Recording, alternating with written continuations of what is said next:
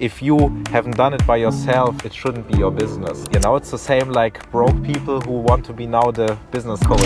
But you have nothing to do with business. How can you be a business coach? Meet Samuel Aziz Boubaous, founder of Wealth Consulting and a visionary entrepreneur. Known for pushing boundaries and creating impact, Samuel inspires others with his drive and success.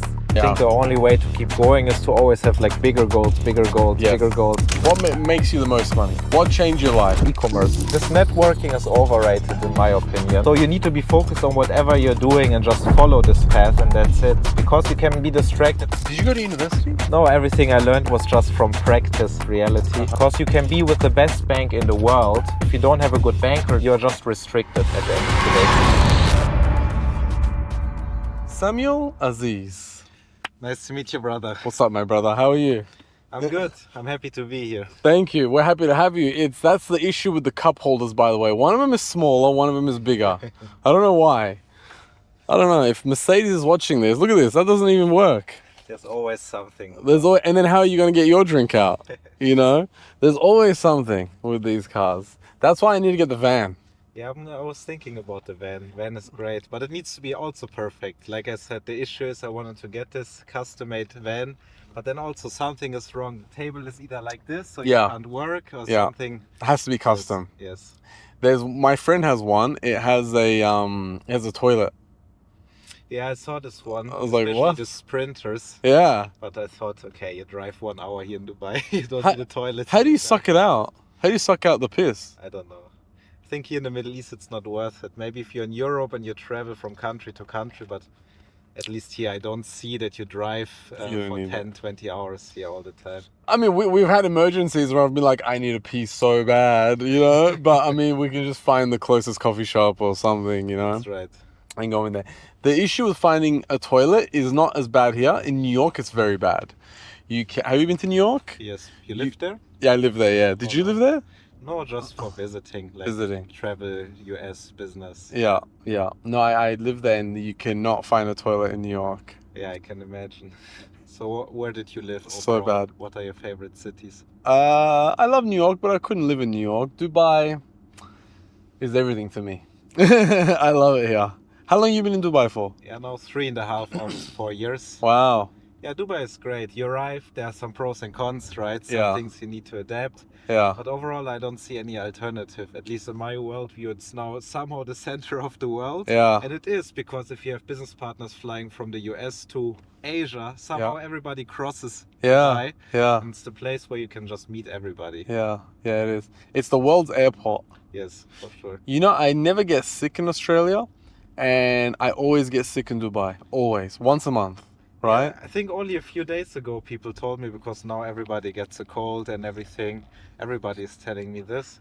I think one issue, at least what I see, when I grew up in Germany, at least I have a cold shower every day. And I don't like that you don't have a cold shower here. Yes, you can do ice baths, but you need to find the time and everything. I think that's an issue. And maybe the air or something, because you see we are now in Creek Harbor, still a lot of construction. Yeah. I don't know. And I think we are all in even more hustle here in Dubai. We are more busy, more stressed out. It brings more results, but this makes us a little bit sick maybe. I mean, I asked my doctor. I said, I never get sick in Australia. Why am I always getting sick here? And she said, because it's the world's airport. There's 200 nationalities that come to Dubai every day. You know, so you're getting everything from everywhere.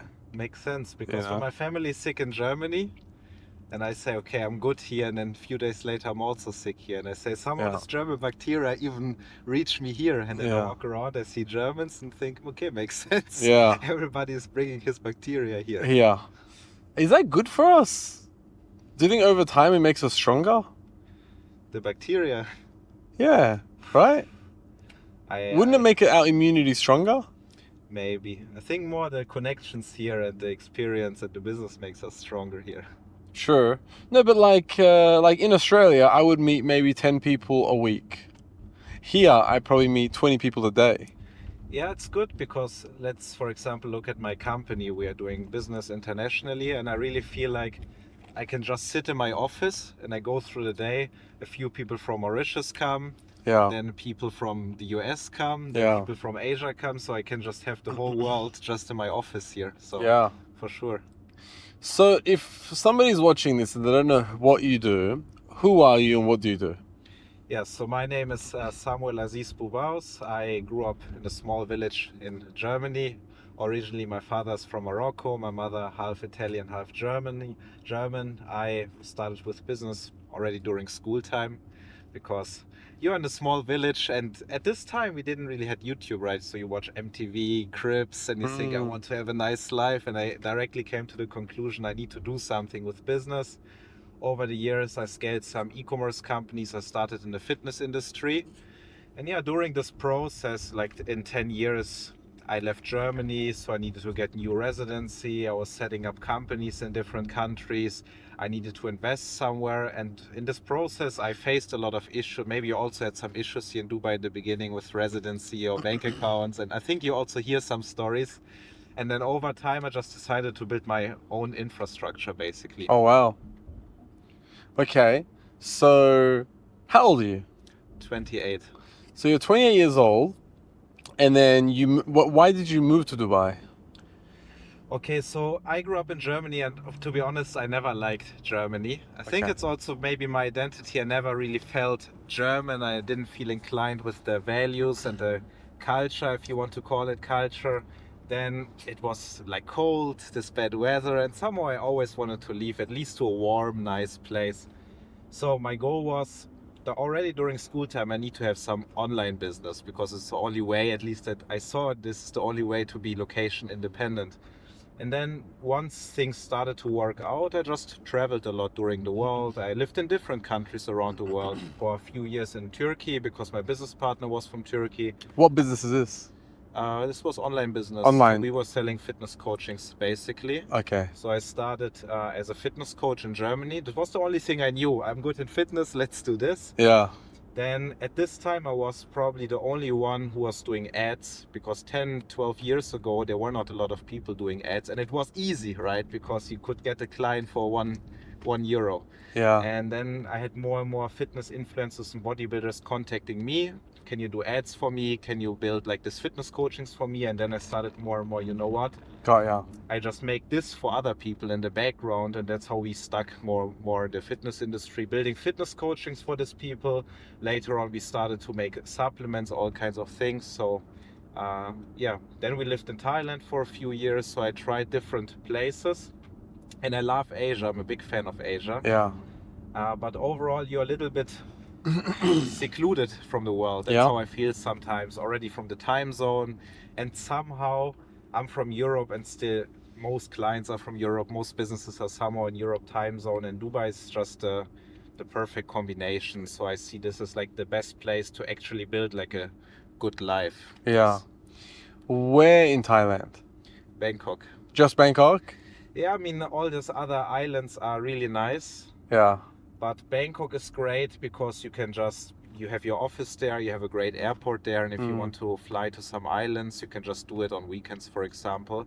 But you know, it's many times it's just wherever you have your network, your business partners, your friends, it's just where you go, right? Because let's say your business partner lives in Bangkok, you just don't hang out then all the time in Phuket because it doesn't make any sense. Yeah. And so there's always something drawing you back, I think, where you have your circle of people at the end of the day. Yeah. Yeah. True. And Bangkok is close to Pattaya. Honestly, in all these years, I've never been to Pattaya. Yeah. Good. Don't go. Because Don't of go. the reputation of Ah. these people. So Thailand has everything, honestly. Yeah. There are a lot of places for wealthy people. Yeah. There are places for backpackers. There are Yeah. places for hippies. There are Yeah. places for people who are on drugs 24/7. Yeah. There are a lot of good places for business. There are places for Muslims. There are places for parties. There's everything. That's why I love this country overall. Yeah. Because you can really choose. There are some people from outside who never stayed in a place long enough. They always have some perception, right, of Dubai, for example. Dubai also has a lot of negative things that people expect, especially the people who have never been here. I think the same is with Thailand, and the only way to really learn about a place is to stay there for long enough, because even if you make holiday for 1 week, it will not give you the full perspective of a place, because the experience in this 1 week just depends on where you stay. You stay in a 5-star ultimate luxury resort, Of course. great experience. You stay in the worst area, bad experience. Yeah. So Yeah. you need some time to really learn about the country. You said that value-wise, you didn't like Germany. Yes. Is Germany a racist country? So a lot of people say that. Me personally, I didn't experience this. Maybe because I'm not focused on this. Of course, if you go to school, sometimes you will always find some teacher, these things. Me personally, I was not focused on this, but a lot of other people who are maybe not German, they say that it's true. I'm not focused on these things. Because I'm from Australia, and Australia's a very racist country, right? Like, you're racist to your best friends, right? Is it like that in Germany? Like, do you find in schools and stuff, everyone's just racist to each other and stuff, or? I think the German culture is your neighbor is doing something wrong, you directly call the police. Your wife is doing something wrong, and then the wife has a lawsuit against the husband, or the child has a lawsuit against the parents because they don't want to give enough money for studying. So me, at least, I experienced that the culture was a little bit strange and cold for me, at least. So that's why when I grew up, I was always more with immigrant friends, because at least they had like a lot of siblings and a big family, and they were together and eating together, and it was not that cold. And that was always like the reason why I wanted to get out of Germany, basically. Got ya. So I mean, look, with everything that happened in history, German has been branded as a racist country, right? Yes. But it's not like that. No, I think it is. Maybe it depends on where you are and like how you behave. For me, it's hard to say, because I really grew up in a small village. And I mean, it depends also how you behave, I think, because I speak obviously perfect German, and I could still integrate. So you look German. You could look German. I could, yes, when the beard was shorter. Yeah. I look German. Yes. Yeah, you could look German. So you get away. Yes. I can't look Australian. So what's your origins? Persian. Ah, nice. Iran. Yeah. Okay, so do you still own the online gym fitness training app? Yeah, so we still work, like we have these companies. It's not something that I want to promote here too much on social media. Mostly my business partner is managing it. But this is where we got, like, especially in the beginning, most of our clients, most of our experience, basically. So the business that I do right now with Wealth Consulting, it's originally what I always wanted to do.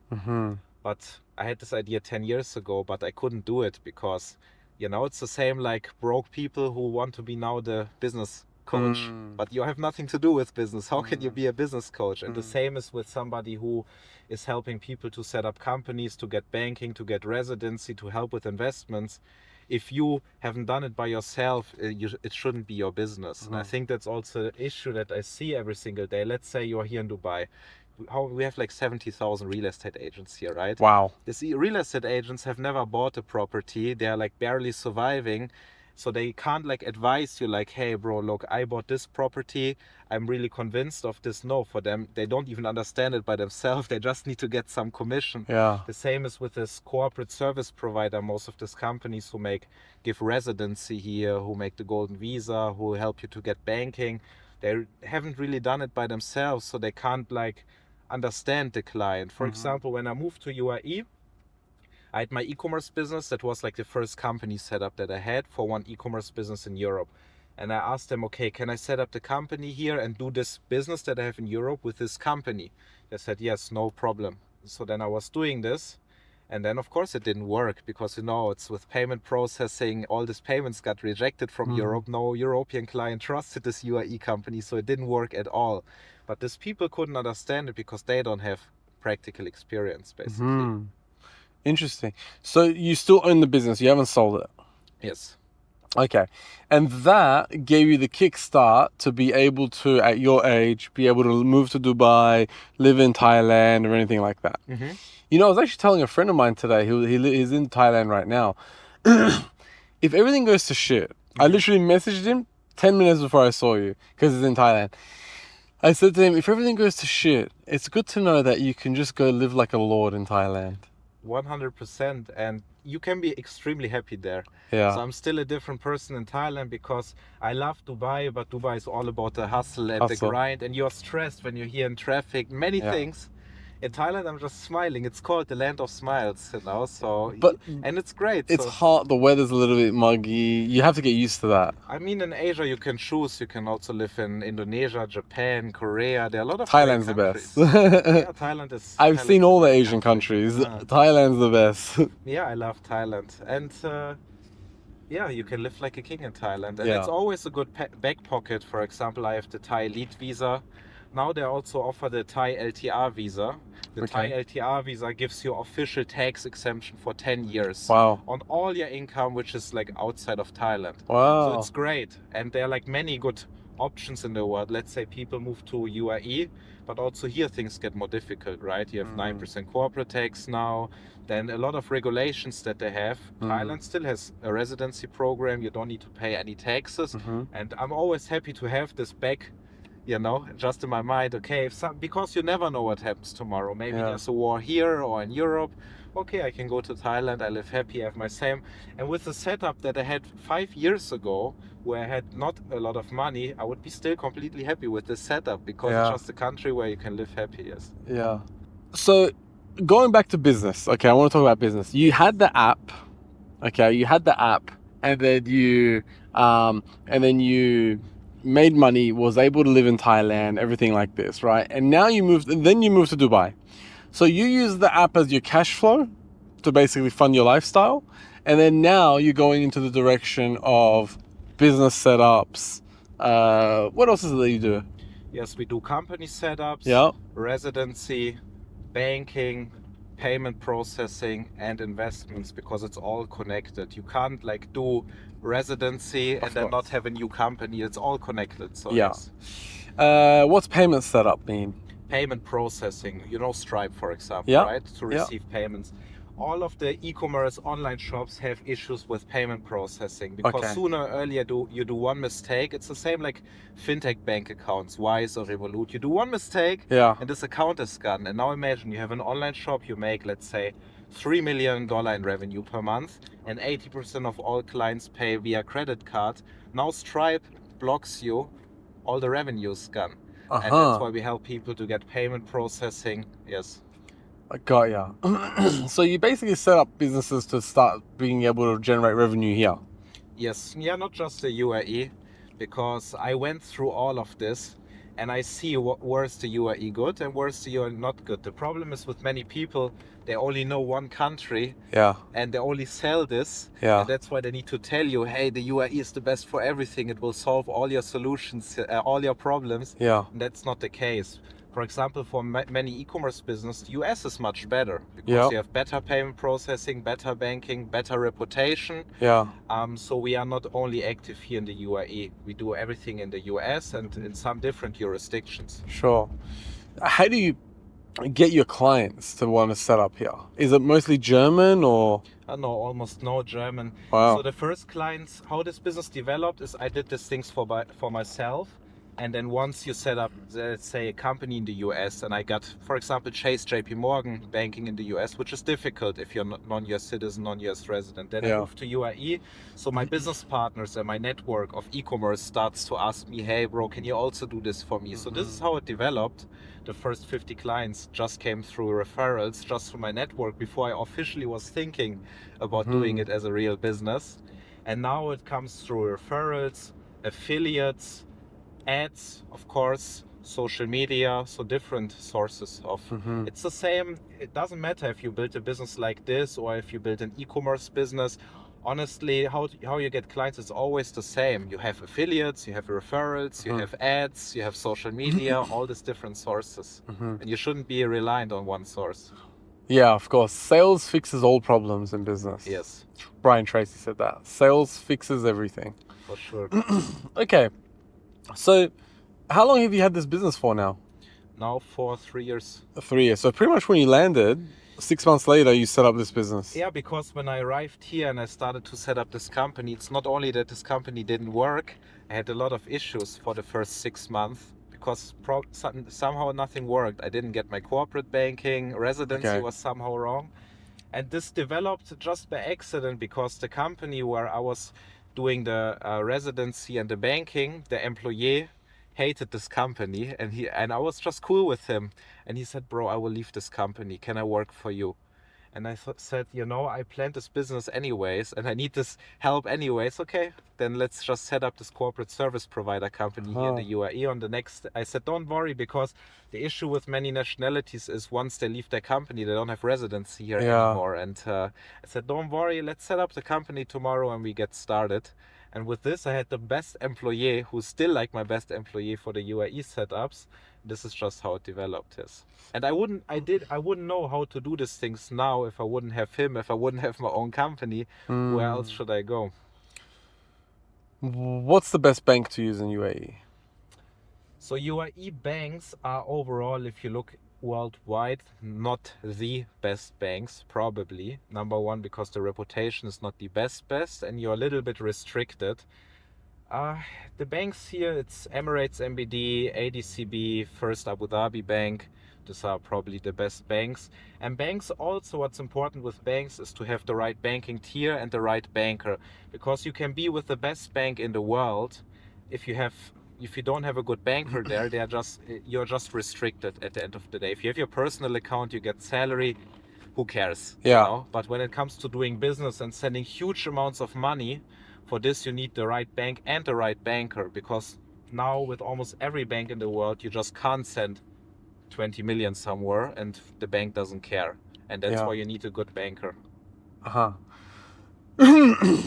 What banks do not care about 20 million? So overall, most of our clients use Chase JP Morgan in the US. Okay. Because most of our clients still have a US setup. There are many reasons. For example, if you're a non-US citizen, non-US resident, and you don't have too much physical presence in the US, it can be 100% tax-free, no bureaucracy, no accounting. The clients who do most money with e-commerce, they are focused on the US market. It's still the best market. Yeah, so Chase JP Morgan is definitely great for all kinds of transactions. And then we have, for example, DBS in Hong Kong for like Asia transactions. And here in the UAE, like I said, my favorite bank now is First Abu Dhabi Bank, probably just because we have great bankers there. Yeah. But Emirates MBD and ADCB can be also great. And what's important there is that you do all the KYC first when you open a bank account with the banker, because then later on there are no questions at all. But most people have the issue, they just open a bank account and get started and they do something, and then later on it's the problem. I got kicked out of First Abu Dhabi Bank. I was with them and they closed down my account because I sold a property. Well, my dad had a property in Iran and he sold it and he gave me the money and he said, hey, put it in your banking thing. So I put it in there. They said, where's this money coming from? And I said, oh, we sold the property. And they said, show us evidence. We show them evidence. They said, we're going to close down your account. Yeah, that's the issue that we have with UAE. That's why I said in the beginning, these are overall not the best banks in the world, because you're restricted with, there are a lot of countries where you just can't receive money or can't send money. And for example, let's say you send money now from here to Ukraine or Russia or however, and you see there are more than enough Ukrainian and Russian investors who live here, but that's just a system. It's also pressure from the West, because at the end of the day, they just need to comply, because otherwise they are on a blacklist. So it's not that it's from Iran, it's from any country? I thought it was from Iran. I said, oh, it's from Iran. That's why they don't want to touch it. Not just any country. There are just a few countries which are internal on a blacklist or on a grey list. And honestly, this is just how I see it. It's not that the UAE wants to do it. People think the UAE wants to annoy them, right? Because a lot of people are now disappointed with the tax that came, a lot of like compliance stuff which is coming. It's more and more bureaucracy. The issue is they just needed to make the decision 1 year ago, 2 years ago. Do we want to be, let's say, like British Virgin Islands, like some nice tax haven, but nothing really works? Or do we want to be more like Singapore, Hong Kong, international financial centers who have some taxes, who have KYC, who have bureaucracy, but we have great reputation and everything works? And the UAE decided to become more a place with great reputation, and this is something that they have to do basically, especially because of the pressure of the West, because you don't live in isolation. If you just say, I don't care, I just do whatever I want, you can do it, but then no country in Europe will work with you. So that's the issue that we face. Did you go to university? No. No. You seem like you did, and you for financial services. No, everything I learned was just from practice, reality, because like I said, I started with business during school time, and for me was, if I want to do business, I don't see anything this will help me in an education way. I just need to, and everything else you learn anyways. And what you need to do is, if you face issues in business, you need to understand like the background. You cannot just say, the bank is stupid, this country is stupid. Why are they doing this? Because believe me, there are a lot of intelligent people in this bank, in this country, who try everything. So it's like a bigger cause of these issues. So, I have a friend who sets up businesses here as well and all that stuff. And a lot of my other friends that don't know what business to set up in Dubai, they're like, I don't know, I'm here because I pay too much tax in my country, and I'm here, drawing my income and salary here. But I really should start making money in Dubai. I don't know what to do. They all say, all my friends go and speak to this guy, the guy that sets up companies, right? He goes, he would know which companies you set up, and because he sees all the companies that set up in Dubai. Yes. So he will be able to see how much transaction they do, how much money they make, and stuff like that. You're also in that position where somebody can ask you, what company should I open up in Dubai? Because you see all the back end, you see what industries are lucrative and making a lot of money. Yes. What industries should somebody start for it to be lucrative and make a lot of money? Okay, so number one, we have a lot of clients who do a lot of money with e-commerce, especially the young guys, because the young guys are just more flexible and they learn faster. Yeah. And for this, doesn't really matter to set up in UAE or in US, for example, but e-commerce is scalable. All kinds of products. It can be beauty products, it can be just everything, If you're good in e-commerce and if you build a brand, then it works. And we have a lot of clients. Just 3 days ago, I met with a client. He's 22, makes 5 million revenue per month. So how much revenue will he make when he is like 25 or 30 or 35? So e-commerce is definitely great. We have a lot of people who make good money with trading. Also there doesn't really, trading to set up a company in UAE, you need already experience, but overall trading works. Everything related to crypto works. The only issues with crypto, half of these companies are legit and half is something related to scam. So this is always something where you need to pay attention, where we also need to check our clients basically. And these are the things that work best, honestly. Crypto, trading, e-commerce, these are the industries, and software, of course. So everything which is scalable, basically. It's just hard to give a regular person this advice, just do some software company, of course. But the clients that we have, especially yesterday, I talked to one client. He's selling his property for 100 million pound in UK. He just had a software company and sold it, because of course, if you have a software company or you do e-commerce, everything which you can scale worldwide, it's easy to achieve 1 million, 10 million, 100 million, while if you do something which is really restricted, just not scalable. Yes. Does that motivate you to do something? Does that, when you see the amount of money they're making in crypto or whatever, are you thinking, shit, I need to do something in crypto? So the issue, or what the other thing that I see with clients is their focus, laser beam focused on whatever they do. So the client that I mentioned, he doesn't know anything besides e-commerce. So he doesn't care about crypto. He says, bro, what's a fintech bank account? I said, this is the account where you have a lot of money which is blocked now. He doesn't care because he's focused on e-commerce. And so you need to be focused on whatever you're doing and just follow this path, and that's it. Because you can be distracted. I mean, sometimes I have 15 calls per day with wealthy clients. This one has an investment fund. Oh, I should make an investment, So they're like different things, but everything works. But you need to be focused on one thing and become the best at it. This is the only way to make, not to just start something with e-commerce. Yesterday I had a client who said, bro, I have a lot of money, just give me some e-commerce online shop that I can buy and then I will scale it. And I said, you come from real estate, you don't know anything about e-commerce, stick to real estate. Yeah. So more important just to stick to one of these things. You can set up an investment fund, you can do everything, just stick to it and become the best at it. That's the way to make it successful. You know, it's because in Dubai there's so much opportunity. Yes. There's so much opportunity here, right? Especially with what I do. I'll do a podcast with a guy that owns a crypto exchange, and he'll say, well, let's do this together. Ah, yes. And then, or I'll do a podcast with a real estate agent. Hey, let's set up a real estate agency together. And the thing is, I find that when you commit to 10 things, you end up doing nothing. Correct. Because you don't have enough time to give each one of those things the effort and the time for it to actually start and grow and become something, right? Sorry, bro, I've been so busy, I haven't been able to message you back. So, you know, it becomes like that. So it's always better to focus on one thing and actually do the one thing than focus on 10 things and do nothing. Correct. This networking is overrated in my opinion. People say Dubai networking, go to all these yacht events and everything. You see people, they're just sitting there drinking, talking about some nonsense, and I'm thinking, what are you even doing? What's your business, by the way? Because you're just hanging out every day at networking events. If it's your business model, let's say you're doing this podcast, right? So for you, it's actually your business to like talk to people. But for other people to just randomly network, it doesn't make sense. Why? Because once you have a successful business, believe me, the people come to you anyways. You know, it's a thing.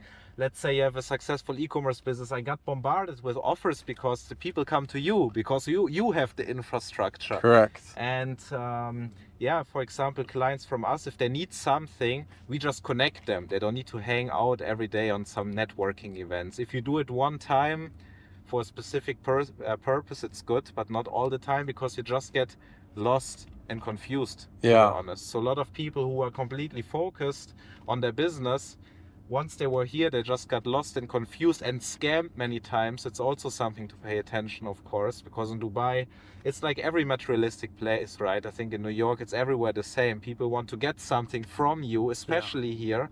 So you need to pay attention. Yes. Very true. Very true. I never thought about it like that. You're right. Networking could be overrated. You like networking is great, right? But for you to keep going on these yacht parties, these you know tech events, and just meet people, and most of them are full of shit. Yes. Most of them are full of shit.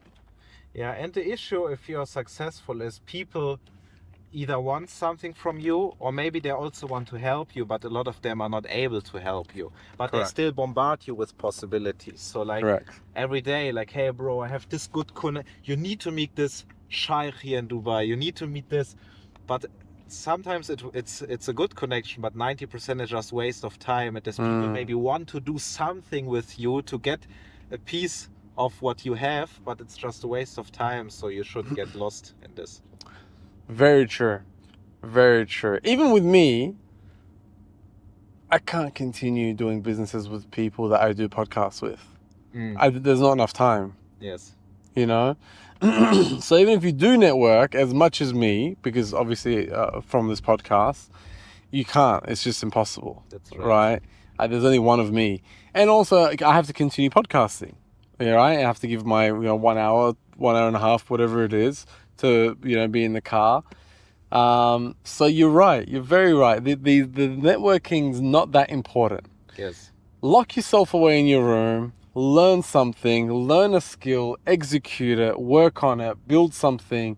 Then the people that will push you further up will come to you. Correct. Of course, it depends on the business model, right? Because let's say in e-commerce or in building online coachings, I didn't need to meet anybody. I could be on some island and not talk to somebody, because you're building a website, you're doing ads, you're doing this thing, so you don't need anybody. Let's say you build as you said, real estate brokerage. Of course, you can't isolate yourself, because a real estate brokerage, you need to be with people all day. So it depends a little bit on the business model, but still, just stay focused on your business. Yes. Well, yeah, even then, but see, even then, like, yes, you're right. Networking and stuff like that, you'll need it for a real estate agency. But at the networking events, are you going to meet those people that want to buy a house? Yeah, I wouldn't. I don't know. I wouldn't go there. Yes. I don't know. I think there's a lot of foreign investors and stuff like here now. So, you're 28. Are you single? I know, married. You're married. Kids? Not yet. Not yet. How long have you been married for? 1 year. Oh, congratulations. Thank you. And you grew up Muslim. No, I converted to Islam. You- Alhamdulillah. You converted to Islam. When did you convert? Now 1.5 years ago. Why did you convert? It's a long story. I think for this we need to make 5 podcasts. To make it short, I mean, I grew up, and when I look back, I think already as a child I had this intention. Maybe to go a little bit back, as I said, my father's originally from Morocco, but I didn't had any connection to my Moroccan family. It's a long story. But I always wanted to learn more about this culture, this religion, but there was no access basically. But I think I was influenced already as a child because, as I told you, somehow I was always choosing Muslim friends. For me, it was always fascinating to see the discipline that they pray, that they fast, that the family is together. Somehow, at least from my experience, the religious families stay together.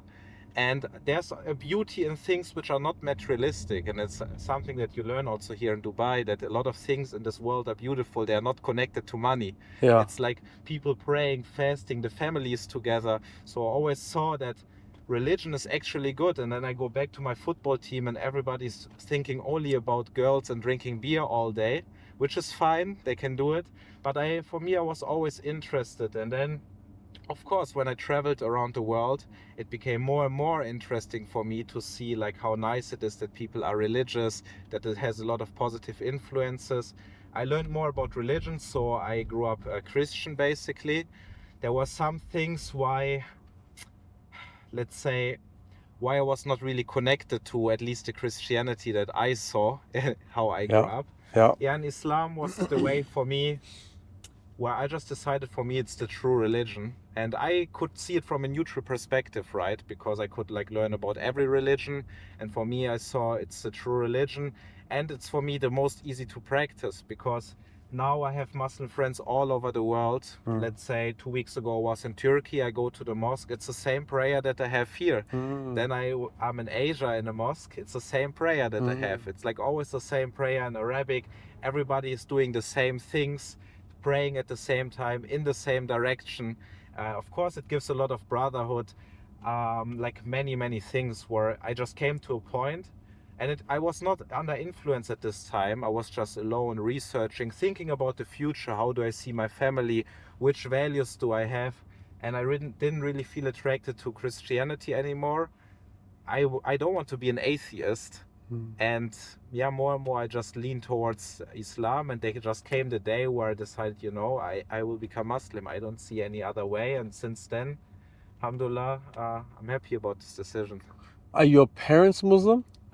Yeah, my father originally, but it's not really has something to do with it. So I didn't know anything about Islam until I was maybe 23, because even from the friends that I had in Germany, I didn't learn that much. So also only later on I really started to learn. I think it's also good because when you start from zero and you can learn, let's say, directly from imams and from the right people, you directly get the right information. Yeah.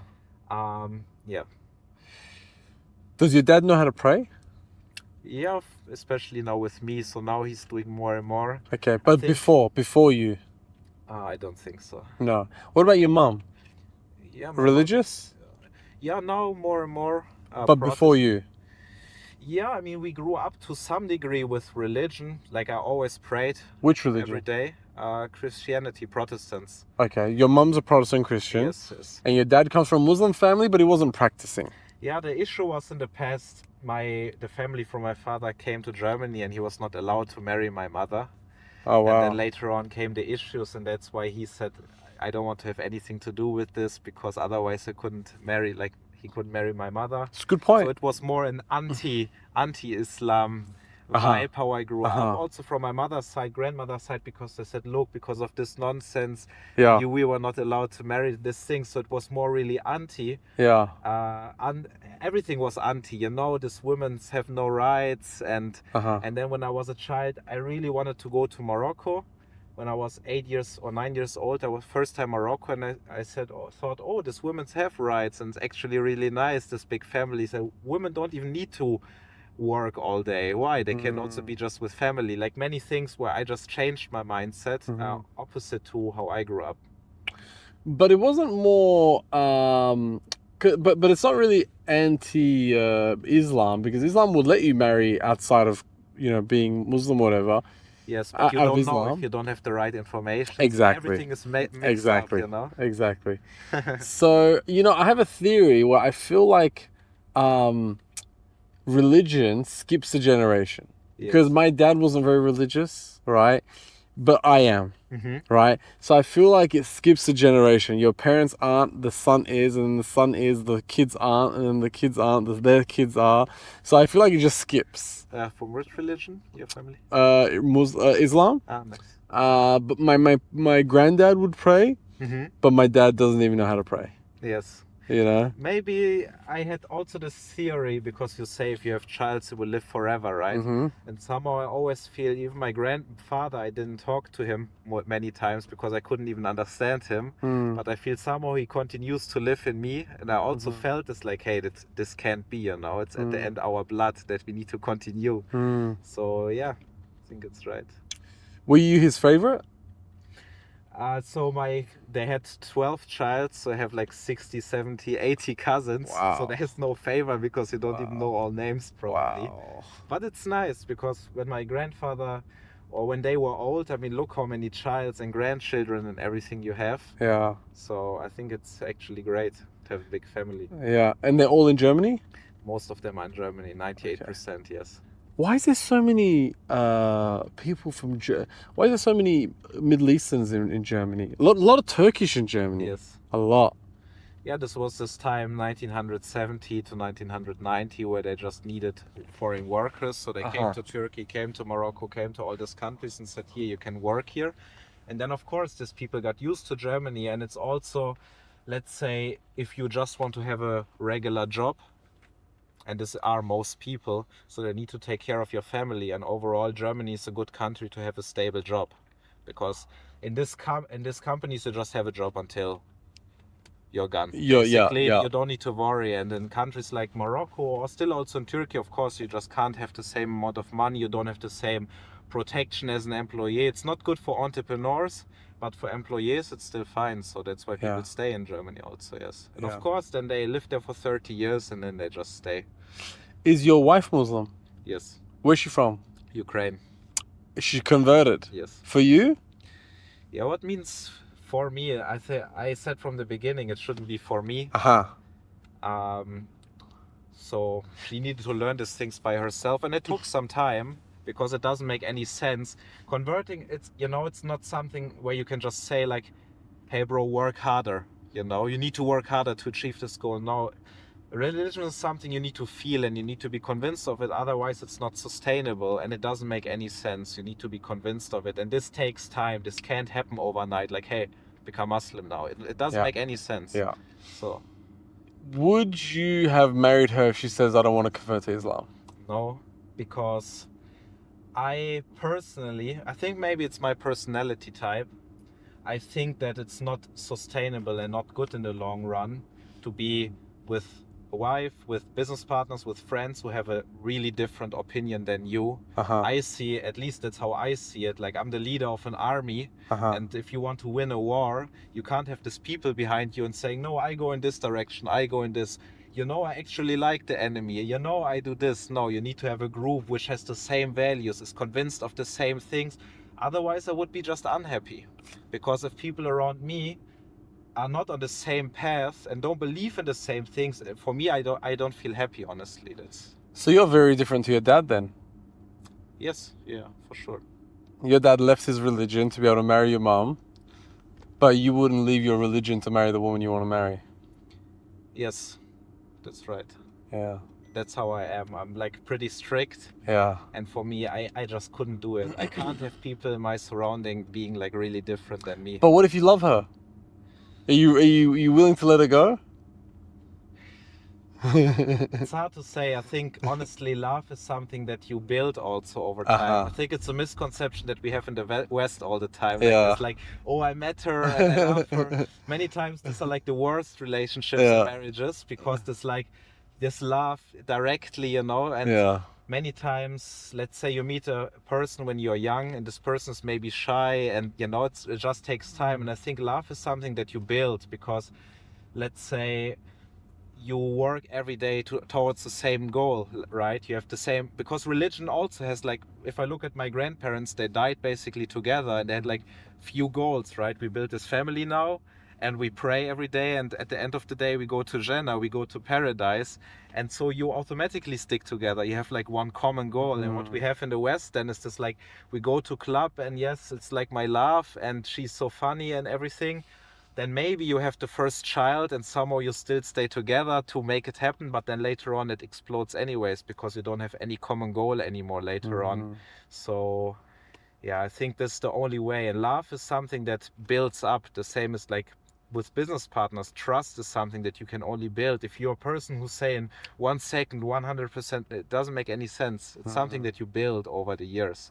And if things are wrong, love and trust, everything will be gone very fast. That's what I saw, at least. Very true. Very well said and very true.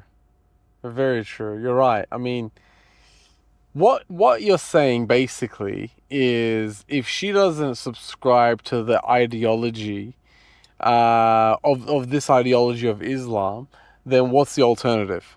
Being Christianity, being in a nightclub, meeting someone, having the option of being someone else, not having a common goal to be together, do good things and go to heaven. More like, hey, let's go to a nightclub, let's go, oh, there's more options. If he's not making you happy, let's go for another guy. Leave him, you know? While having morals of like, no, together, we stick through it, we do good things, we die together, and we'll go to heaven together. Yeah, I think every personality type is different, and you need to also realize how you are, right? If I would be a person who doesn't really care, who is really acceptive and can accept everything, it would be fine, but this is not my strength. I'm not a person who can accept many things. I'm more like, if it's not how I see, then it's wrong. And that's how I am, and that's how I behave every single time. Even, let's say, with employees, on the first day I tell them about Islam and say, hey bro, I give them Muslim name. And start to like tell them more and more, because if you're really convinced of something, it's what you should do. And for me, I just couldn't imagine how this is, being married and this person has this opinion. I saw this examples, and somehow it never ended like really well, because then the childs are confused, and then one person wants to be, no, they need to be more believe in what I say, not what you, and then it means now you are enemies. At the end of the day, you are fighting of who's right instead of fighting together. And in life sometimes you need to make difficult decisions, and it's just important to be honest and to be clear of what you want. And if you say, hey, this is what I'm convinced of, this is what I need to be happy, you need to stick to it. Is there a lot of Islamophobia in Germany? Probably yes, and that's also why I didn't convert in Germany, because I had a wrong view on Islam, because we are all influenced, right? And if you're non-stop bombarded with this, like, these are terrorists, these are bad people, and honestly many times you also have immigrants who really like present Islam wrong. That was also an issue why it didn't happen to me, because if you have one person telling you about these topics and then he does something completely otherwise afterwards, you think, okay, this can't be like real. And it takes so many years to make a separation between these people and between the religion. So the influence in Germany was not the best, and yes, in whole Europe, in America, everywhere is Islamophobia.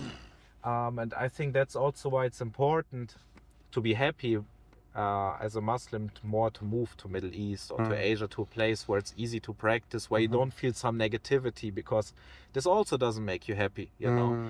It doesn't make sense. Let's say you have a family, you have a daughter, and you always need to tell her, don't have friends, isolate yourself, and you need to isolate yourself because all these other people are different.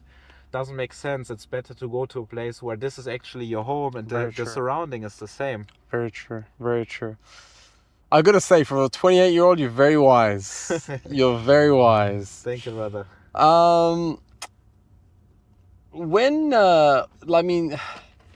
Sorry, no, we're okay. We're okay. When nearly dropped my drink there. I think it's because of what happened with Hitler and everything. Germany's just been marked as like that's a racist country, right? I actually dated a girl. I actually dated a German girl for a little bit, and in Dubai. Her name is Jasmine. Miss you, Jasmine. Kidding. Jokes. Nice girl. Not really. Anyways. That's the experience with Germans. That's the German. Oh, I can't now. I mentioned the name, I can't tell stories. If I didn't mention the name, I tell stories. And I said to her one day, I said, what does Hitler sound like? Like when you watch his videos, right? What does he sound like? Like translate it to me in English. And she was like, we were at a restaurant. She was like, tonight we must eat chicken. And then after that, we must have rice. Right? So she goes, he just brings it up at the end. He just like squeals at the end, right? Is that right? That's how he talks. Yeah, I mean, his speeches were, of course, insane. He was a bad person, but still his speeches were on another level. And really? otherwise, who achieved this scale and like manipulating a country like Germany? Which is normally not that radical. Is that how Hitler is looked at in Germany? What's Hitler looked at in Germany? Yeah. Is he like an embarrassment? Because when I talk to Colombians, somebody goes, "Oh, you're from Colombia? Yeah. Oh, Pablo Escobar." They're like, "Oh, leave me alone." You know? Is it like that? Yeah, it's funny because I have a lot of Russian friends and they had Stalin right at the same time. And if you look at Russia, they still have like Stalin figures. They have the songs from Stalin. They still have celebration days, and they were the same bad people. They did the same bad things. By the way, it's so funny you say this. Outside the Kremlin in Russia, they've got the graves of all the presidents, right? One of them was Stalin. None of the graves had flowers on them, or had minimum flowers on it. Stalin's grave had a mountain of flowers. I took a photo of it, I posted it on Instagram, and I wrote on there, the caption was, they love to celebrate brutal dictators. Yeah, this is in Russia, and then in Germany, of course, everything related to Hitler. I mean, you are not allowed to even say something positive, right? So overall, for some people it's a joke. That's how I see it. They make just jokes, and for them it's funny. But for most, overall in school, you just learn how bad he was, compared to Russia, where you learn like Stalin, like soft. I think sometimes... But it's different. He was the aggressor. Hitler was attacking while he was defending. Yeah, and the World War, yes, but Stalin still was like brutal in like many ways. They had the same like Gulag concentration camp. It's all the same system. So yes, in Germany they just they neglect everything that he also did for the country, because if you look honestly at Germany, what he built and the origins of these companies, they're all created during this time. But yeah, overall it's seen very bad. Yes. Overall, it's like we don't want to talk about him. The issue is they don't see always the full picture, because now, let's say, the things that happen in Palestine, they don't care, and so it's difficult, I mean, now in Germany, it's just like, we stand with Israel, and you see all these people dying every single day, and nobody is questioning it. And in whole Europe, right, if people make demonstrations for Palestine, it's somehow portrayed as like terrorists to support Palestine, people who die every single day. So now they just support more or less the same, just from the other side. So wow. I think it's really good, actually. What you need to do in history and what's happening in the world, you always need to see both sides, because it's stupid to think in a war, all Russians are bad, right? Yes. All Jews are bad, all Palestinians are bad. These are regular people who want to survive, who have a family, who want to live. And if you are really like down to believing some theory that the whole nation are terrorists or should die or something, it's completely insane for me. It's like even worse than what happened in Germany. Yeah. So what? So I remember the Shah of Iran wrote a letter. Sorry, no, you put yours there. I remember the Shah of Iran wrote a letter and said, I understand what Hitler did to the Jews was bad, but if you want to give them land, what did the Palestinians do? Why don't you give them land from Germany? But they didn't want to, because they said, well, in the Torah it says this is their holy land and this is where they belong and stuff like that. So in Germany, they're very pro-Israel because of what happened. Yeah, I mean, I think they feel this duty to some degree. Aha. We need to stand with them. But it's overall not just Germany, right? It's the whole West who's supporting this genocide. So it's Yeah. like the whole West is supporting this at the end of the day. Yeah. Yeah, that's just how it is. Yeah, I was with Dan Bilzerian 1 month ago before he went on Piers Morgan, and he was telling me all this stuff before he said it. But he basically said, look, Jews believe it's them versus everyone. They don't believe they're part of humanity. If you're either with us or against us. If you're not Jew, then we have to protect ourselves from you. Yeah, I think it's important because I try to always stay like neutral and not to go radical, because it's originally my instinct, but because I knew, like, I deal with all nationalities, and once you learn, let's say you're in America, right? And when you're never in America, you think it's all one country, you know? People think like either, wow, American dream, or America, this devil country. Yeah. Then you're in America and you see there's like snow, there's like desert, there are different types of people. And the same is in Russia. People from outside think, oh, it's just Russia. Go to Russia and see how many different nationalities, cultures, time zones. My God. And so for me, it's really hard to say that they are all like one. Yeah. And I know enough Jews who have nothing to do with it, right? Who are either just religious or just live a regular life. They don't care about these things that are happening there. So for me, I always try to not put them all into one basket. Yeah. I just think, it's just this power game of many people, and they think like this, of course. And I mean, they have a right to think like this, to be honest, because in some degrees they are more intelligent. Because if I look at, let's say, banks in the West, which are controlled by Jews, and I see how great they work, and then let's say I tried here, I don't want to bash now this banks, Emirates Islamic Bank, and I see that nothing works, they have billions and don't even create a good online banking, and then I think, okay guys, you need to level up also, you know. But what can we do? The only way that we can do is to generate more power, to build something, and then do good things with this. So. Do you feel like Hitler's become a little bit more popular now? Or a little bit less hated? Yeah, I mean, this is the social media stuff. Right? You know, You've seen Hitler it too. was right. Yeah, you've seen it too. Hitler's becoming a little bit less hated now, you know? Yeah, I mean, the harder times get, the more radical people are. Yeah. You know, in school, we learned every single day about Second World War, and every day said it's all nonsense that you teach. Why? Nowadays, we are all intelligent, and this would never happen again, you know? Of course, if times get hard, people don't care. Yeah. Because what was in Germany? The people were normal before, but then hard times, you have hyperinflation, you don't have food.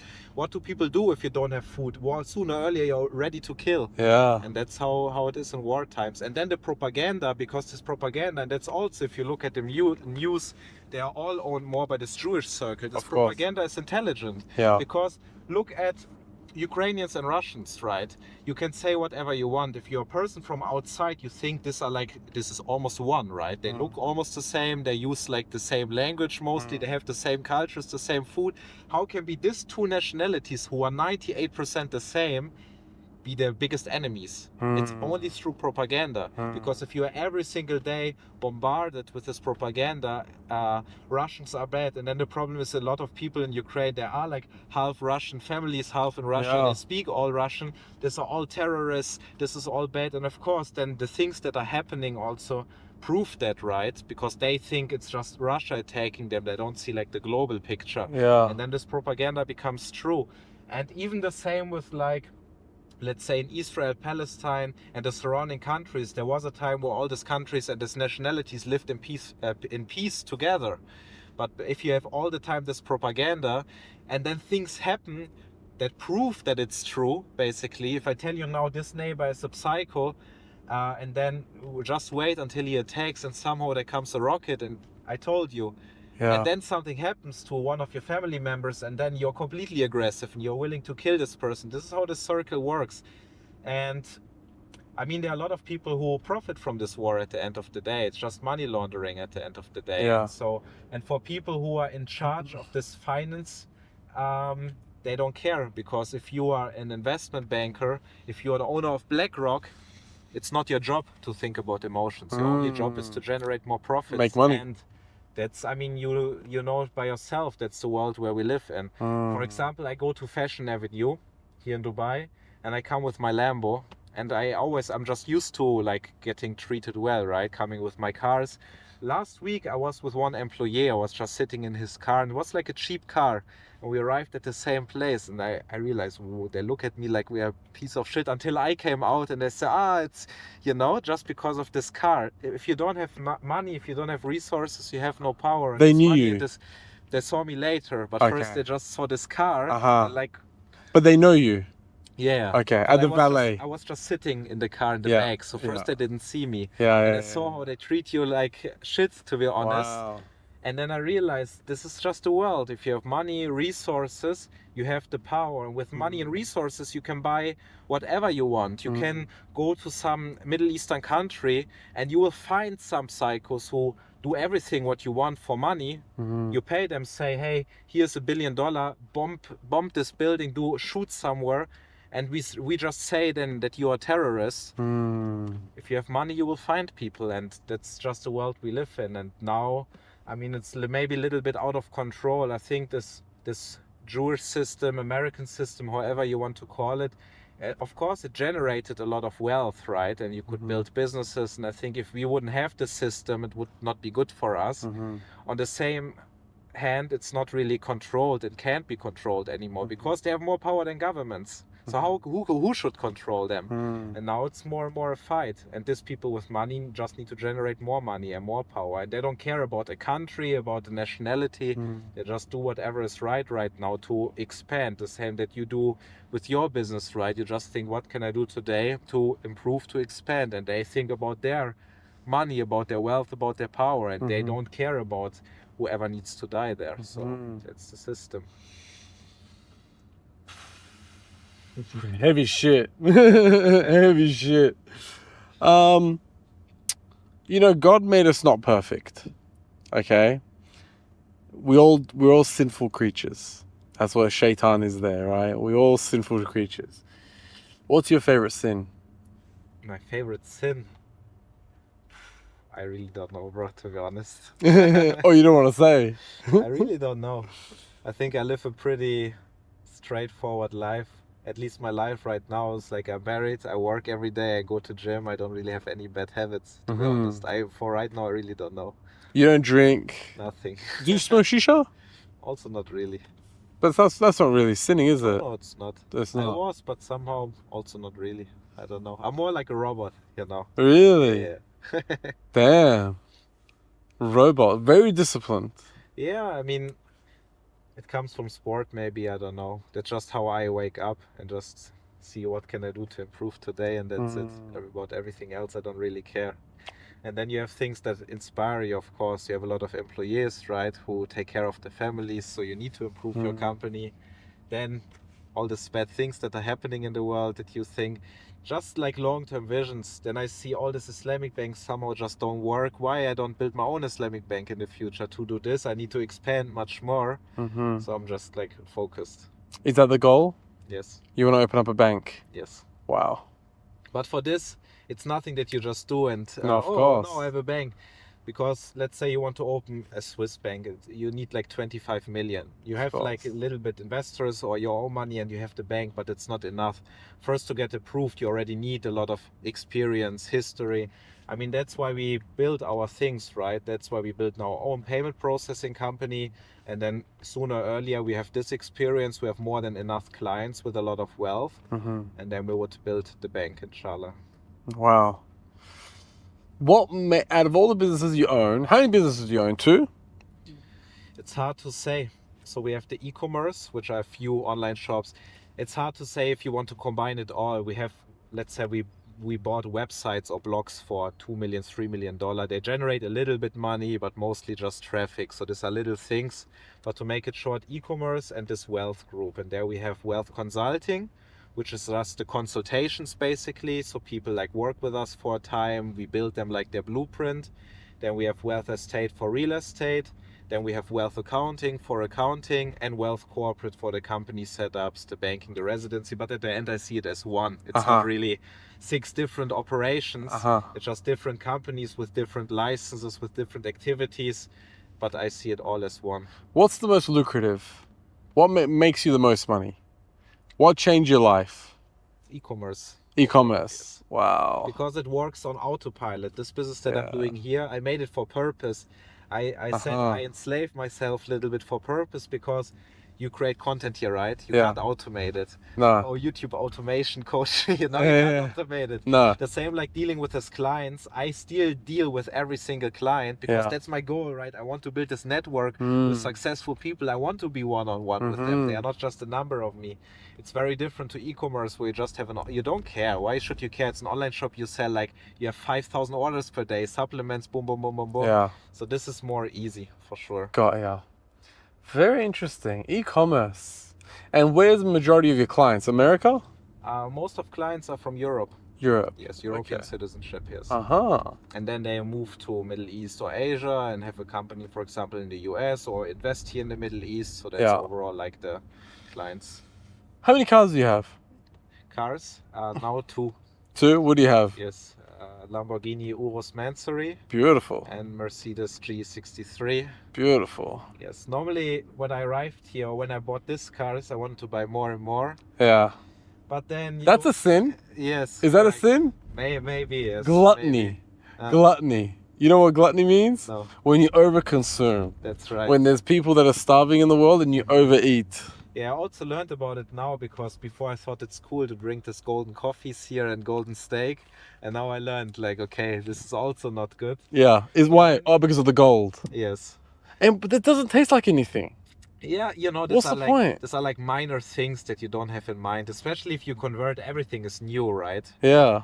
So you're not, the last thing that you're thinking about is this, or not wearing gold on your arm, for example. Like many things. Yeah. It's something that you can learn about if everything else, I think, is already in place. Like I went to someone's house the other day and the butler or whoever the person that works at his house came and brought me dates that had gold flakes on it.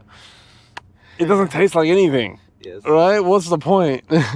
I mean, we live in a fake world, especially here in Dubai. Yeah. At the same time, I think you can also find the best people here in Dubai to some degree. Because people think say there's no culture.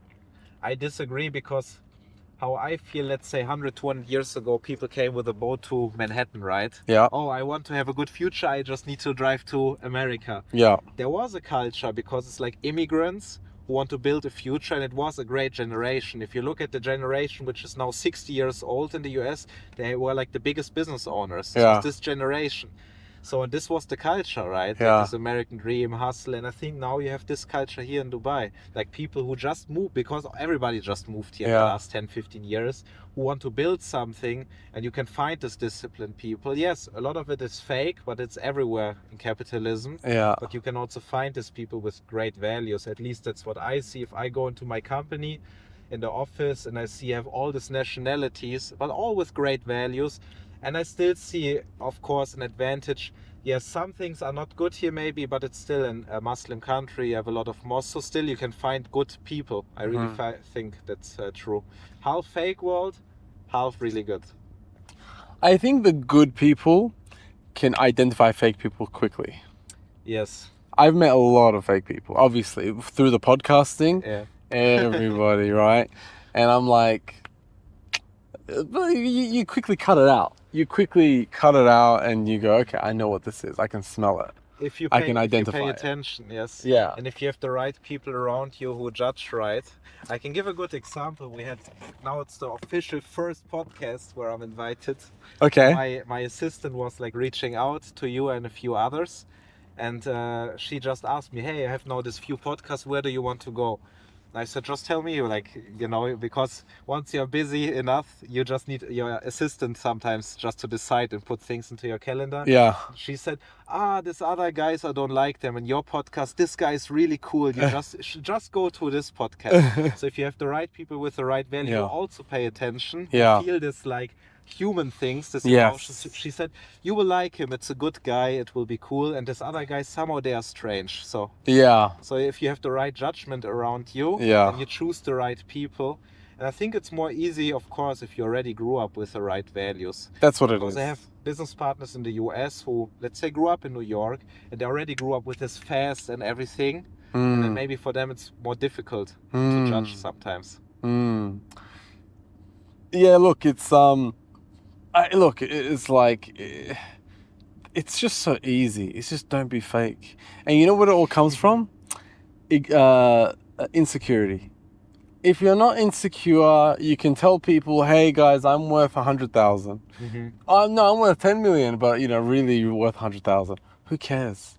Yeah, big ego. That person that was worth 10 million was also one day worth 100,000. You're on your own journey. You don't have to fake it.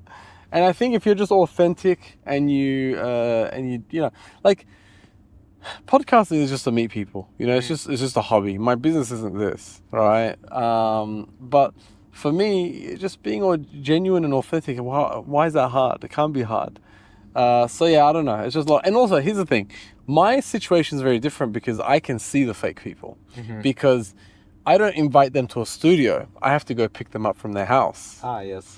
And I'm like, you This are billionaire. yeah, all the Lambos and Ferraris on Instagram. This is where you live, Yes, it's right. So, and also I remember I once introduced somebody that supposedly sold their business for over 100 million.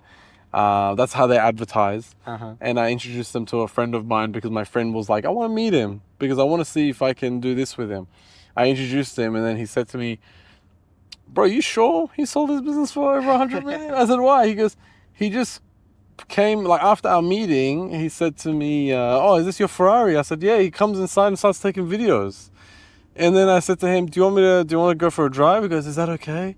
I drive him around in my Ferrari. It's a brand new Ferrari. And he's like, are you sure, this guy?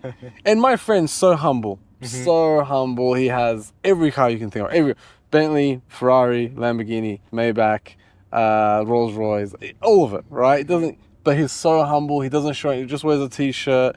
Yeah, it depends on the personality. For example, my business partner, you will not find him anywhere. He doesn't care. He doesn't flex. He doesn't buy cars, doesn't buy watches, because for him it just doesn't matter, How does he get around?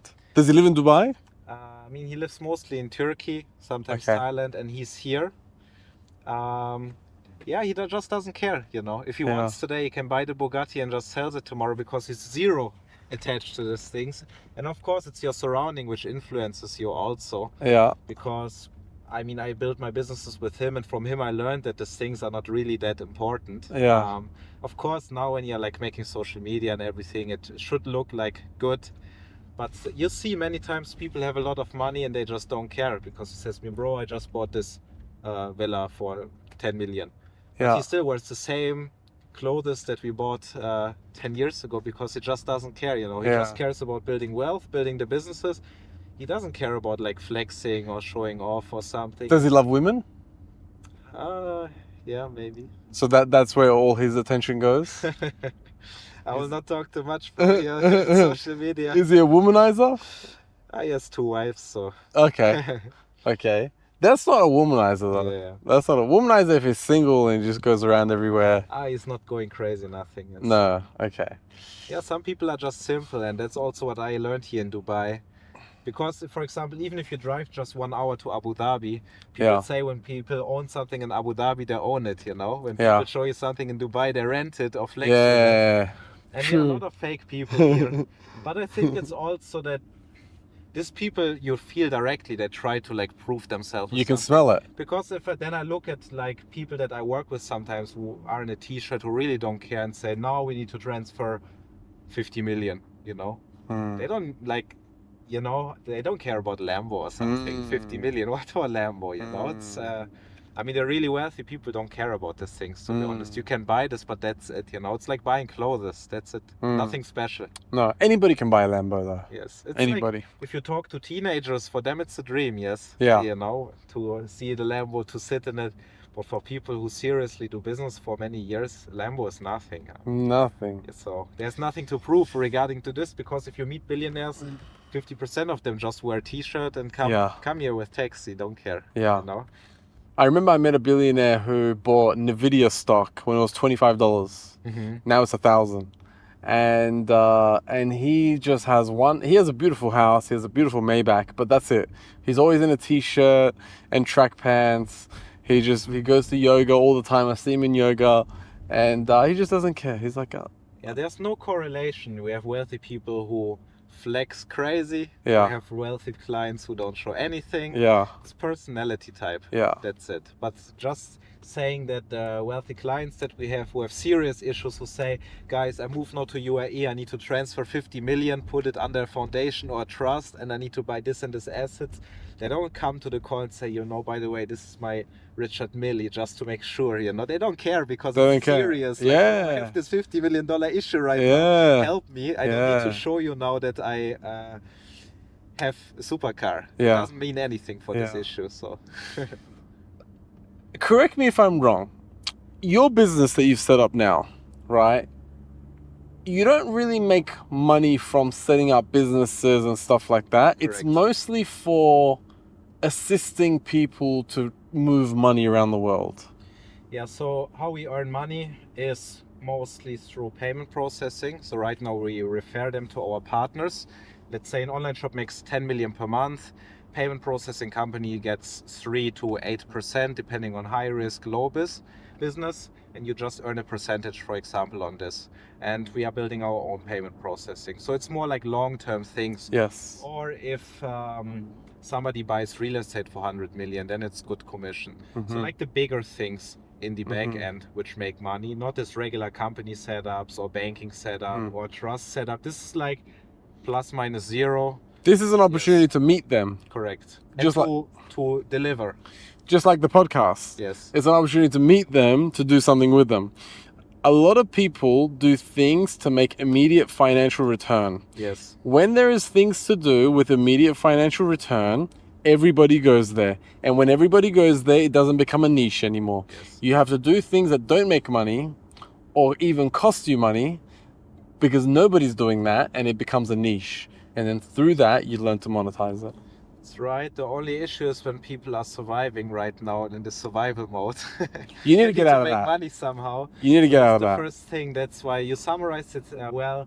First, you should just build some cash flow business to have reliant cash flow. It's anyways important because let's say we have a lot of rich real estate clients. Yeah. They still have issues with proof of funds to get loans and everything because they don't have a consistent cash flow on a daily basis. So you should have a business which generates you a lot of cash flow, but you need to think long term, yes. Even with the e-commerce businesses in the beginning, we were just reinvesting, because you need to think long term with business, for sure. And yeah, you're right. So the entry with our clients is just to show them, hey, we are the best, because that's what we tell them. Hey, nobody can do this. And then later on, they do everything with us anyways. And these are long-term relationships. And long-term relationships can't be friendship. It has to be a partnership. Because if I look at my good friends from the past, they are still good friends, but I'm not really in contact with them because nothing connects us. And my business partner, who's my main business partner for now 10, 12 years, we're in contact 5 times per day, right? Because of business-related issues. So you need to do something to be really connected to these people so that they know you are trustworthy and you can deliver, and then the business will come to you anyways, especially with the right business, right target group, and so on. Very interesting. Yeah, it's well done. Well done for a 28-year-old. Well done. What else can we do, right? There's not much to do. Yeah. Praying, building business, building a family. So if you do something, why not do it right? Yeah, And I think especially here in the UAE, you have a lot of competition. You see a lot of successful people, which also should inspire you. Of course. Just level up, and it's just a game.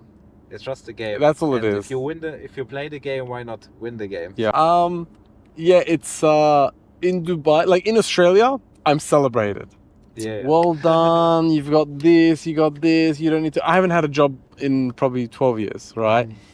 Well done. You've got this, I retired your parents. You have these businesses. Da, da, da. Here, if I go and tell one of the sheikhs about how much money I make, he'll be like, "That's funny."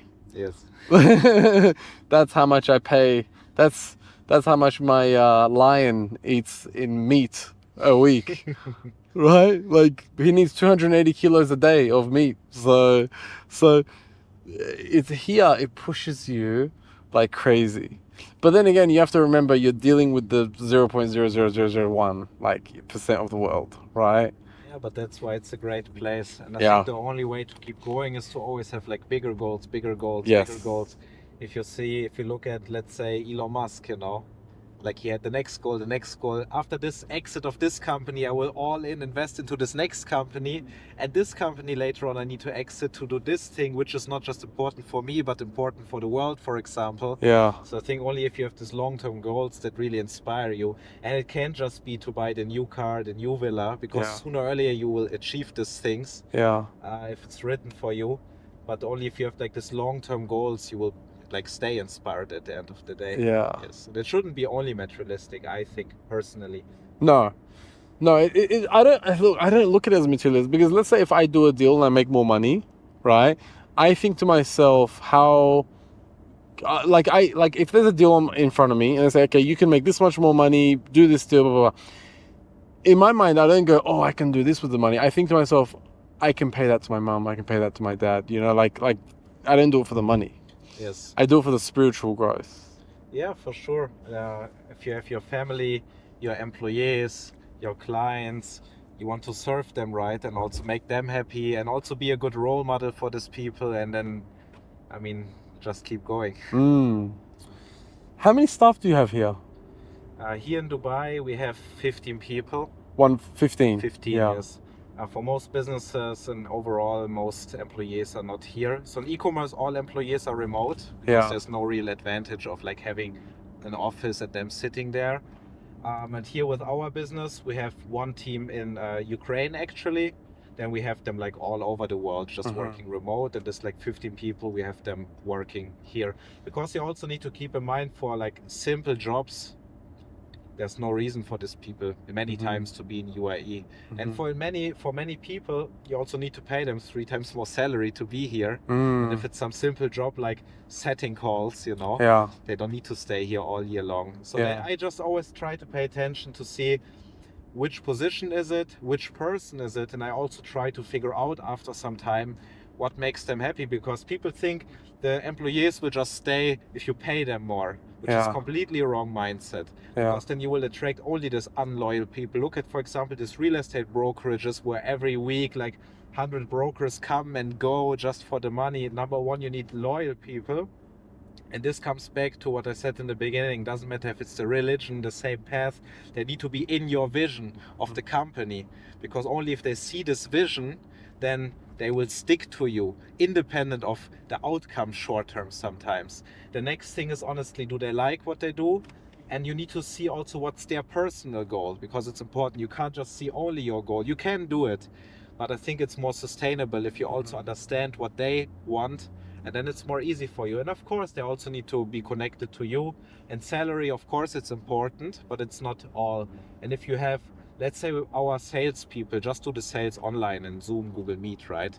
Do they need to be here in August in 50 degrees? Probably they don't need to be here. So I just try to understand what do they want. They say, hey, for us it's ideal to be here for 6 months, and in summer to not be here. And I say, okay, I don't need to squeeze you here in this office in summer if there's no advantage at all. Yeah, the vision is so important, because somebody can offer them double the salary, but if they believe in the vision, we're going to grow here together, we're going to do this together, they'll stay. Yeah, and if the people, I mean, for right now, I really like see how are the employees, are they happy? And every employee says, hey, I'm the most happy ever because I'm doing something which is really nice. These clients are nice. I like what I'm doing. The team is also nice, of course, because this connects you. And yeah, then it's also sustainable. In all of our businesses, we don't have these employees come and go. They're like rock, staying. And then it's a sustainable business. Yeah. Samuel, I gotta say, I love the energy. I love the vibe. You're a beast. If you were a stock, I would buy it. Nice. But it might already be too high. let's see when the Islamic Bank is coming in the future. And Yeah. we'll keep you updated. Yeah, no, definitely. If you're a stock, I'd buy it, but you're not low. You're already gone high. So I don't know if it's a good time to buy even now. But you're only going to go high. 100% no. It's the beginning, guys. It's the first podcast here, brother. I'm really happy that I'll be here. And that's Thank the you. point with the right people, right? Like my Yeah. assistant said, this guy is nice. The podcast will be automatically good, because if you connect two people, you Yeah. know, with good values, with good personality, You're high energy, and I think Yeah. that's where the energy comes from. I think Yeah. you notice people who just drag all your energy. Oh. You can't stay positive. My God. That's how it is in this world. You need to stay away from vampires and connect with the right people. I actually had dinner recently, and they sat me down next to a guy very famous. Everybody knows him, right? In Dubai, everybody knows him. I was sitting down next to him, and I had to go outside and then slowly more people started following me outside, and then slowly half the table of the dinner was empty, and we're all outside Yes. because he was just sucking the energy in the room. Everybody knows who he is, right? Like he's got I don't know, supercar, whatever. Anyways. Who cares? Yeah, who cares? But he was like, there was one girl at the table. Yeah, I've decided I want to make money. I want to go away from my art craft. She was an artist, whatever. She was someone's boyfriend. And he's like, yeah, when I decided I want to be a millionaire, when I decided I wanted to make money, I became a millionaire after 6 months. Nobody gives a fuck. How many millionaires are here in Dubai? Yeah. Everywhere else? How many guys have good cars? Yeah. It doesn't make you special, Yeah. honestly. Yeah, it was disgusting, dude. He was sucking the energy in the room. I had to get out of there. So I know exactly what you mean. Where did you meet your girlfriend? Or is she your wife? Your wife now, yeah. Where did you meet her? I just had a seminar in Poland, Uh-huh. and I just met her in, basically outside. That's it. I just talked to her. Was she in Ukraine? Was she in Poland Poland, because of Ukraine? Like she was living in Ukraine, but she had to leave? Yeah, with the mother to see Europe, but she directly realized she doesn't like Europe. So they left because of the war Yeah, for a short time, but then the family even decided, we just go back to Ukraine. Yeah, because many people come to Europe the first time, and before they have this dream, Europe is really nice. And if people can't, if they don't feel connected to all this LGTB and you have different genders and all these different things, they think it's better to just go back home, even if there are issues. For some people. Yeah. Yes, but we met there, and then, yeah. That's a perfect place to meet a woman, by the way, at a summit. Because they're trying to make themselves better. Mm-hmm. They're not in a nightclub getting drunk. They're there trying to make themselves better, learn something, develop, grow. Yeah, I mean, you need to understand what do you want in the future, right? If you want to have a wife, if you want to have family, you need a person which is focused on this. Mm-hmm. You will not find her in a club. It's impossible because they're already emotionally destroyed. It's just how it is. Wow. So that's just how You it is. can't find them in a club because they're already emotionally More destroyed. than that. Wow. Wow. What a sentence. What a statement. I mean, good to have a relationship there maybe, but not a future with a family. Yeah. So, because a woman who wants to have a family, I mean, it's the same like with people who is really successful in business, the guys who are focused on the business, right? Yeah. And the traditional women who are focused on having a family in the future, they don't do anything and they just wait until they find somebody to marry and to get a family. They don't hang out and drink and do all these other things because no logic. Yeah. I remember I was in a nightclub in Los Angeles, and we met with some Saudi people were there, and then I said to them, but you don't get this in Saudi. He goes, yeah, but in Saudi we have women. Yes. I was like, damn.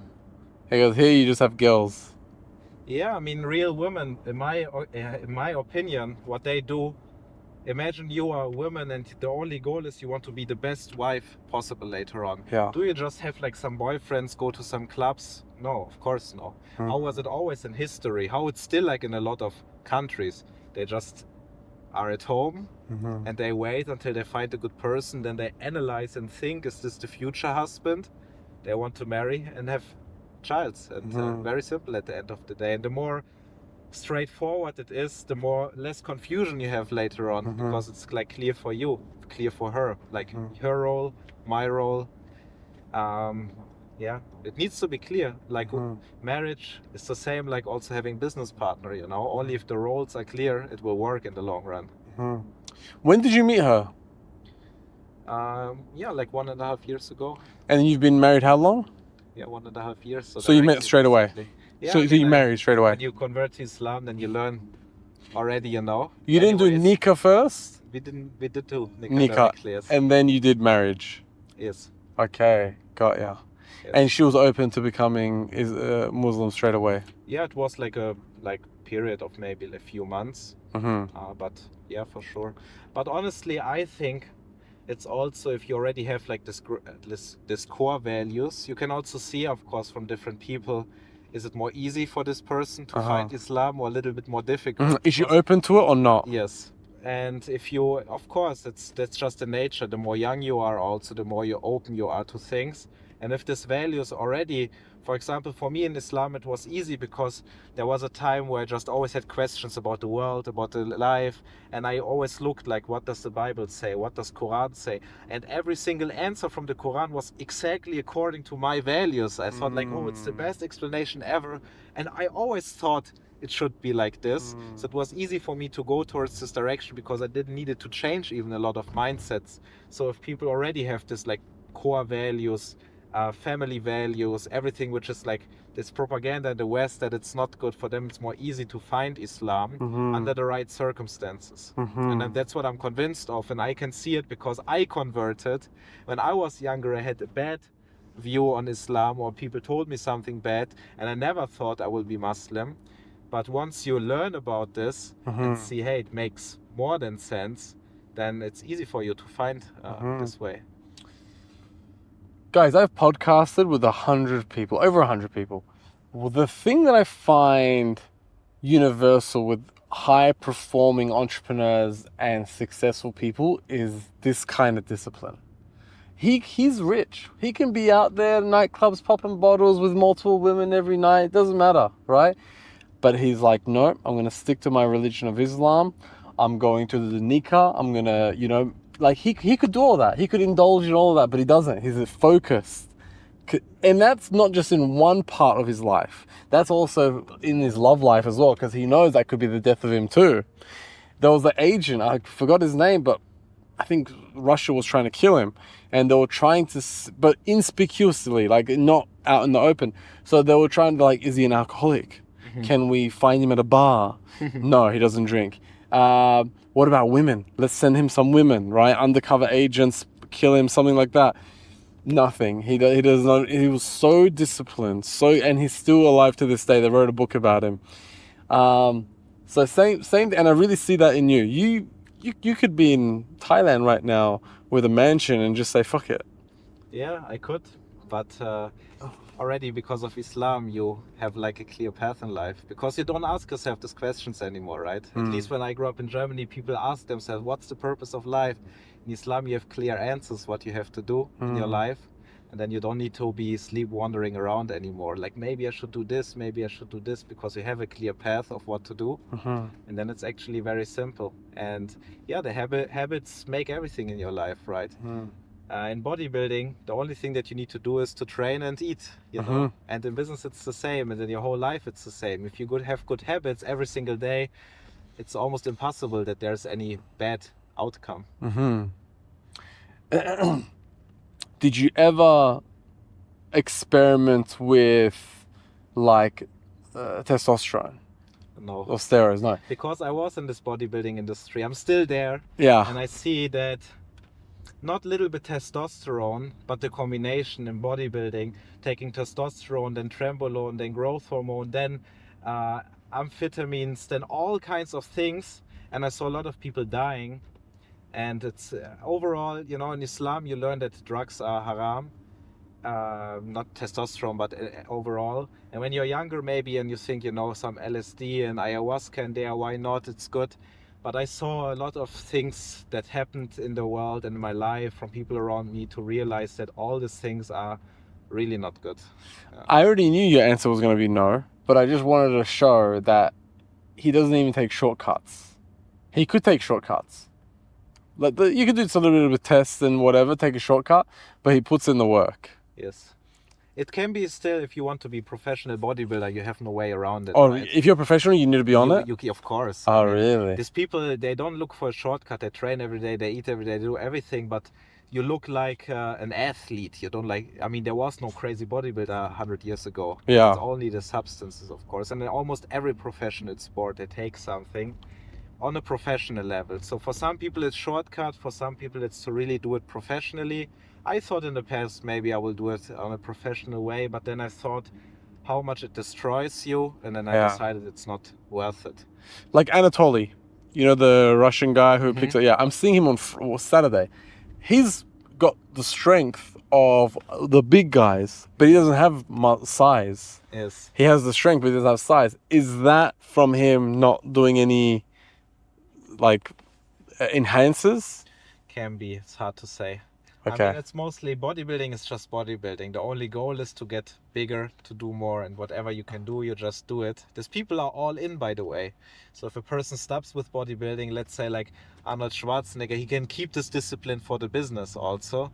But a lot of people also stay there forever and get destroyed and are really unhealthy, really unhealthy. So I find a lot of bodybuilders, famous bodybuilders, right? Like influencer bodybuilders or influencer fitness people, they die. yes. Why? I mean, because the problem is always with substances. Once you start, you do more and more and more. People don't know a limit. For example, in Islam, I in the beginning was reading why alcohol is haram. You can, one wine, like, where's the problem? The problem is that most people don't know a limit. They just continue and drink more and do more. And the same is with steroids. They take more, and then the person comes, you can also take this drug, this booster, this there, and they take more and more and more. Then they take something against the pain, then they take something against this, then they take something for this, and then sooner or earlier they take something 30, 40, 50 different things. They have 20, 30 injections per day, and it's just crazy. And then sooner or earlier the health is gone. Gluttony. That's the word for today. Yes. Gluttony. You don't know a limit. Appreciate you coming on the podcast. Thank you very much, brother. You're I a hope I will gentleman. be here soon. Again, because Of course. we are not finished. No, please come back anytime. Nice. But you're a gentleman, and I'm looking forward to our friendship. Yes. I'm looking forward to our friendship and to see you grow. And well, I mean, you've already grown, but I mean, having a front seat. There's a lot in the future as planned. Yes. Little beginning. Yeah, having a front seat to watch you grow. So I appreciate you. Appreciate you. Yeah, I'm looking forward to our friendship. Like I said Yes, that. me So too. thank you, Nice. my brother. My assistant was right. Thank you, Katerina. Thank you, Katerina. Sorry I kept calling you so much. All right, appreciate you. Thank you. This has been Samuel. Let's go.